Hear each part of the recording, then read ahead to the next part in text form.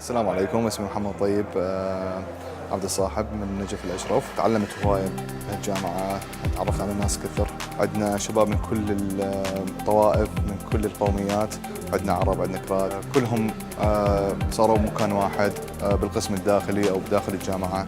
هذا الشيء راح يخلينا نكون بحالة أفضل بهذا البلد، وراح نقدر نسوي شيء، لأنه التعاون والوحدة هي الهدف الوحيد لهاي البلاد. تعلمت هواي شغلات من الجامعة الأمريكية، مو بس صرت مهندس بناء، أنا إنسان جذريا تغيرت.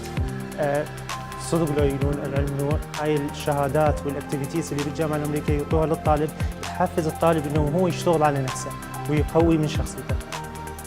بالنسبة للطلاب اللي يريدون يقدمون على جامعات، بالنسبة لي أحسن جامعة هي الجامعة الأمريكية لهواي شغلات. شخصية الطالب جذريا تتغير، يكون إنسان كلش فعال بالمجتمع. أنا هسه لو أقارن نفسي قبل الفترة اللي دخلت بها الIUIS جذريا غير إنسان. الشعور ما ينوصف صراحة، ورا 4 سنين ونص من التعب، من السهر، من الطلعة والطبة، هم تنحسب ويا القراية. أوكي، صار عندي طموحات غير شكل، صار عندي أحلام غير شكل. فشعوري صراحة ما ينوصف. تقدر تقول ما فرحان لأنه أصلاً أنا ما مصدق إنه أخيراً ورا كل هالمدة ورا كل هالتعب تخرجت. يعني الحمد لله والشكر الصراحة.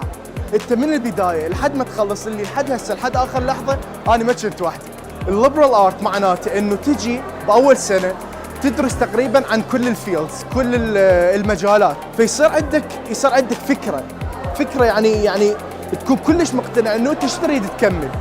أنا حسن أحمد عامر من الموصل. اليوم هو يوم تخرجنا، وشعور هو شعور لا يوصف، مليء بالفرح بعد 6 سنوات قضيناها في الجامعة. خلال هاي 6 سنوات كانت تجربة فريدة بالنسبة لي كطالب بالجامعة الأمريكية.